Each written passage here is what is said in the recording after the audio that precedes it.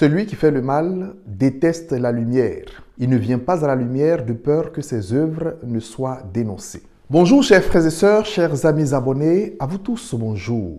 Bon dimanche dans le Seigneur et bienvenue à Parole de Dieu au quotidien.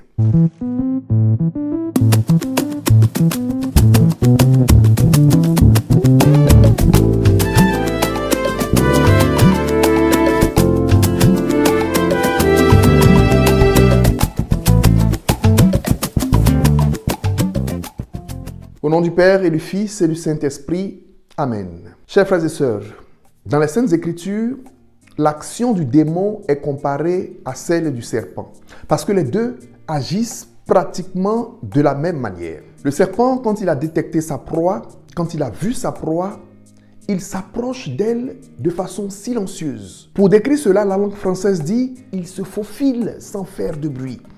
Et une fois sa proie à sa portée, il se lance la mort et lui injecte son venin de mort. C'est ainsi qu'agit également le diable. Il te fait croire que tout est parfait dans le plus beau des mondes. Et subitement, il t'emprisonne, il te prend dans un engrenage et te donne la mort. Dans la vie de tous les jours, une personne qui pose de mauvaises actions, une personne qui fait le mal, a tendance à se dissimuler, à se cacher, comme nous dit l'Évangile, de peur que ses œuvres ne soient dénoncées. Par contre, une personne qui marche selon la vérité, une personne qui fait le bien, vient à la lumière pour que ses œuvres soient un témoignage en faveur du bien. L'évangile de ce 4e dimanche de Carême nous montre en effet deux types de personnes, celle qui marche selon la vérité et celle qui agit dans le mal. Alors mon frère, ma sœur, demande-toi toi-même en toute vérité, quel type de personne es-tu? Et réponds à cette question à la lumière des critères de l'Évangile qui nous dit « Celui qui fait le mal déteste la lumière. Il ne vient pas à la lumière de peur que ses œuvres ne soient dénoncées. Par contre, celui qui fait la vérité, il vient à la lumière pour qu'il soit manifeste que ses œuvres ont été accomplies en union avec Dieu. » Quel type de personne es-tu, chère sœur, cher frère? Celui qui agit selon la lumière ou celui qui préfère les ténèbres, celui qui fait le bien et le recherche par toute sa vie, ou celui qui fait le mal et se plaît à faire souffrir ses frères et sœurs. Dans le livre de la Genèse, à l'approche de Dieu, Adam s'est caché. Pourquoi? Parce qu'il avait honte et aussi peur.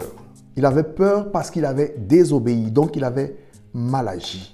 Avant de terminer, je voudrais te demander, mon frère, ma sœur, à quoi répondent ta paresse spirituelle, ta tiédeur dans les choses de l'Église?